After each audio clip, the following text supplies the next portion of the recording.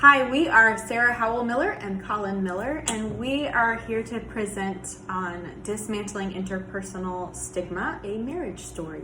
We are married. So we're going to start by introducing ourselves, and then we'll get a little bit into our topic and why we think it's important. Colin, do you want to start by telling us about yourself? Sure. So my name's Colin Miller. I've been a drug user since I was about 11 or 12 years old. Classic story, started with marijuana and alcohol and went to various other substances over the years. My primary substance that I've used over the years that's really been probably the most troublesome in my life has been opiates, mainly heroin. I've been using heroin off and on, or opiates off and on, for about 20 years, since the late 90s. And actually credit harm reduction with really getting me to a place where I figured out some form of recovery that is not perfect, but feels sincere and works for me. And I think also it's important to note that harm reduction is something that really saved my life in a lot of ways. You know, I credit harm reduction with the reason that I'm not Hep C positive, that I never contracted HIV. I was exposed to a harm reduction program in Minneapolis, which is my hometown, called Access Works, back in the 90s. And they taught me from very early in my IV drug using career, sort of basic strategies to keep myself safe. I come to this presentation with a whole lot of years of everything from peer distribution to starting and running my own syringe exchange program. I'm Sarah, and part of why we thought this might be a helpful presentation is that, as you will see, Colin and I have extremely different backgrounds when it comes to substance use, and it's been a learning journey for me. My growing up, there was not alcohol in the house much. Drugs were not a part of my life, and even though no one explicitly taught me that addiction was a moral issue or a moral failing, that was sort of the message that I passively absorbed from the society around me, and didn't spend much time thinking about that necessarily, but certainly as I've unpacked my own stigma, I have realized that that's been pretty deeply embedded just from the messages that we get in media, in society, and particularly in religious institutions. So my dad is a pastor, I am now a pastor, and it's been an interesting journey of kind of unpacking the assumptions in religious spaces about substance use, and trying to think through harm reduction from a faith lens. That's been a lot of my work in the last few years. I really had no personal experience with people who use drugs or people in recovery that I knew of, really until I met Colin. And when we first met, Colin was making an effort at sort of more abstinence-based recovery, and so that was sort of my entire framework in education.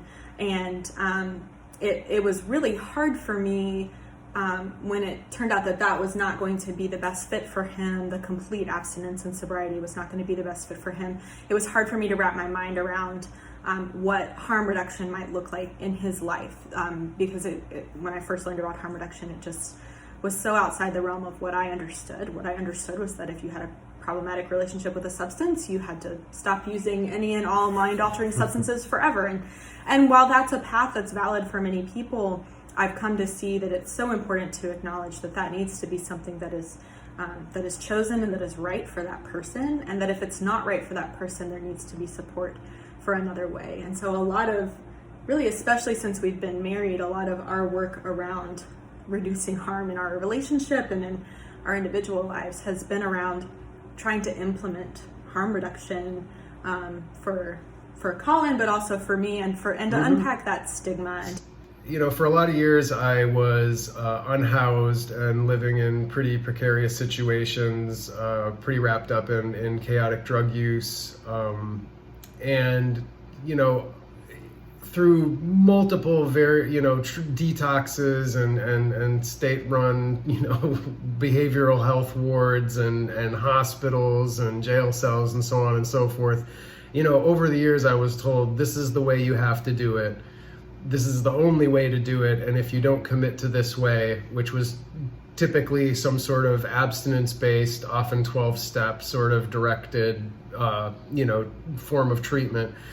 If you don't do these things, you're gonna die. This is the only way to do things, and I would say things like, hey, babe, what if I wanted to just smoke marijuana, or what if I just wanted to do this? Oh, no, anything that you do is going to be, is going to jeopardize your recovery, and basically this is the way you have to do it. So after banging my head against that wall for a lot of years, I just kind of got to the point where it was like, this is not what I want in my life, and it's not sustainable. I'm not somebody that I've got a lot of stuff that I'm dealing with, as far as trauma and various things that have happened in my life, both as a child and as an adult. And I think I'm one of those people that probably can benefit from some sort of salve, whether that's cannabis or alcohol or whatever.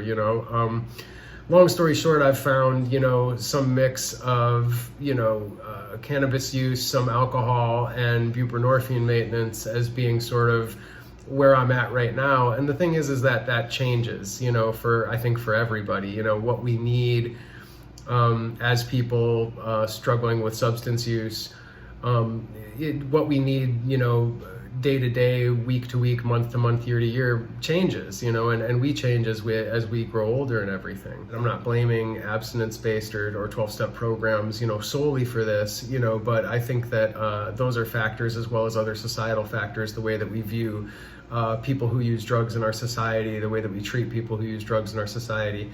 All that sort of feeds into this internal stigma that I carry with me, and that I've been trying to root out for many years. But for instance, in our own relationship, how that's affected us, when we talk about interpersonal stuff, when we got to a place where it was like, okay, Colin's not going to be doing this 12-step stuff anymore, and Sarah began to read about harm reduction and get more versed on sort of what harm reduction is. Over time, it's like, when we began to sort of adopt this sort of more harm reduction approach within our relationship, Sarah would say, all I need you to do is be honest with me. And in my mind, I'm like, yeah, that sounds great, and then the time comes where I have the opportunity to use, or I know I'm going to use because I want to, and I've made that decision already in my mind. And, all she was asking was for me to be honest with her and just tell me these things. But this sort of combination of internal stigma combined with these, various examples throughout my life where being honest got me into trouble. People were telling me to be honest, and then it got me kicked out of a program, or then it got me kicked out of my house, or, stuff like that. All that combines to sort of this, like, it makes it very difficult to just, I realized in my own life, it made it very difficult for me to just sort of jump in to these principles that I was espousing and talking about all the time, which sort of made me feel like a hypocrite. It's like, well, I have the opportunity to do this, harm reduction thing, like in our relationship, and really look at, what this could be for us. And sometimes I feel like I'm stuck on the starting block because of a lot of the stuff that I've learned and that I've internalized over the years. And just to note that if you hear strange background noises, our dog crashes in the room and he's making himself heard in this presentation. So recognizing that it was sort of my stigma around substance use and what I thought recovery had to look like, and then his own internalized stigma really were at odds for a long time. And I think we're still learning how to be that open and honest with one another about it all as we would like to be. And for me too, there's a piece of, there are certain forms of substance use that I'm just never going to be happy about him telling me he's engaged in because of the risks that have been created by a prohibitionist society and a war on drugs, but that are still very real. And so me learning how to be honest about my feelings about his substance use is equally important as him being honest about it, and us being able to hold that together as a couple. And it's definitely been challenging, but I hope that is creating a safer home for both of us. And just to note that what I see so much of and this is something you'll hear all over the place, that stigma and shame create isolation, and that is a an overdose risk for people who use drugs. It's a mental health risk for anybody. And I see that isolation play out not just for people who use drugs, but for their family and friends who don't, but who maybe know about what's going on or are affected. And something that I wanted to be sure to name is that, I've had conversations with friends in the harm reduction community about kind of who is a directly impacted person. We talk a lot about centering directly impacted people with lived experience, people vulnerable to structural violence. And we recognize that there are people who are maybe more in the thick of that based on their current experience or their identity or their race, and that as people's drug use changes, that may shift kind of their current lived experience of that, but that doesn't mean that they are, even someone who is in abstinence-based recovery is still a person of lived experience. But that what I've come to believe is that close friends and family can also be, maybe less directly impacted, but still impacted by the war on people who use drugs, and that isolation that people who use drugs experience is also experienced by family members. And that's something that I've wrestled with a lot of, because I didn't grow up around drug use, because I don't, aside from my harm reduction friends, I don't have friends who use drugs or have lived experience of drug use. It's just hard to explain to people without them just, looking at you like you grew a second head out of your shoulder when you talk about these things. And so that's been really challenging for me. But I more and more come across people who are in sort of similar situations and are not finding the resources they need. And that's really why we decided to do this presentation, because we know that there are people out there who use drugs or have a history of drug use, who maybe are not, they don't resonate with the common forms of recovery that they see available to them, and their family members are in the thick of all of that, and they don't know where to turn. And I will say that sort of our journey is certainly not perfect at all, and I think it's important to know. No one's is. No one's is, right? And I think we need to name that. I think that just needs to be stated clearly, because I've so often seen Colin's story presented as this sort of, I once was lost but now I'm found, even when I have no intention of presenting it that way. It's like people want to read into, and bend your own story, which is I've seen people put bows on his story that he does not put on it, and I think that's so destructive. And I think there's a fine line between sort of celebrating, harm reduction circles will talk about any positive change, celebrating positive change, while recognizing that there's not an end to these stories. There's not an end to any of our stories of trauma or growth or anything, whether it's related to drug use or not. And the more we can be honest about that, I think the more successful we can be. I've seen too many people who get to sort of the success place in their recovery, or however they frame it, whether it's from an abstinence-based perspective or moderation or medication-assisted treatment, and then something changes and they don't feel like they can talk about it because they represent something bigger than themselves. And that's a lot of pressure to put on people. Yeah. Or I mean, I know in our relationship, it's a tough shift, if you're used to, for Sarah, she was used to her partner being someone who was abstinent, and then all of a sudden it's like drug use. Had a built-in DD all the time. Yeah. Not anymore, right? Well, some nights. But anyway, I guess what I'm trying to say is that it's, a lot of times it's like that, again, me feeling the internalized stigma and everything and all the crap that I was feeling when I started dabbling with various substances and started using drugs again. It was sort of this, I didn't want to talk with anyone about it, when really that was probably the healthiest thing that I could be doing at the time. It's like, and I've seen that with friends of mine in harm reduction and outside of harm reduction, people that start dabbling or start chipping again, and it's like their families aren't aware, or and next thing you know, someone finds them using alone behind a building somewhere or whatever, and that's heartbreaking. So don't hit the table. I'm hitting the table and shaking the camera. Awesome. There's also a lawnmower and a dishwasher. This is COVID presentation. COVID 100%. So I guess next we can get into some like basic strategies and just sort of talking about what we do in our relationship that we've found can be helpful as far as dismantling internal and internalized stigma within our relationship. And yeah. If you want to go ahead. Well, and we've already sort of touched on this, but we've talked, are still leaning into and living into kind of a policy about openness and honesty around Colin's substance use and around his treatment plan with buprenorphine. That when, especially because of just past experiences in our relationship and with his substance use, if I don't know what's going on, I'm going to be fearing the worst. And we both have had people we've known who have died of overdose, and it's just an awful thing.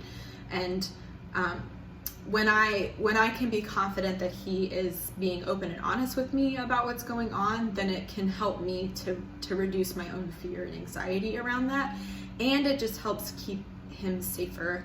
And just of if there were ever to be a time where he were using a substance where there might be more risk of overdose, that we could talk about that and make sure that there was a safety plan and that someone knew what was going on. That we keep naloxone in our house, but if someone's using behind a locked door, that doesn't really matter. That doesn't help. Yeah. So. I mean, it's not something where it's like, Sarah's trailing behind me taking notes and like, I do agree with this. I don't, you can't do that. It's basically like, these are the things that I might come into contact with. I'll let you know, because it's like, you don't know if you're going to a conference or if you're going out of town or if, your buddy's having a party the weekend, like it's sort of like setting up a plan that's going to be in place and sort of letting, Sarah know what the different possibilities are and the fact that we have things in place to mitigate potential harms that could take place because of any of the behaviors that I might engage in.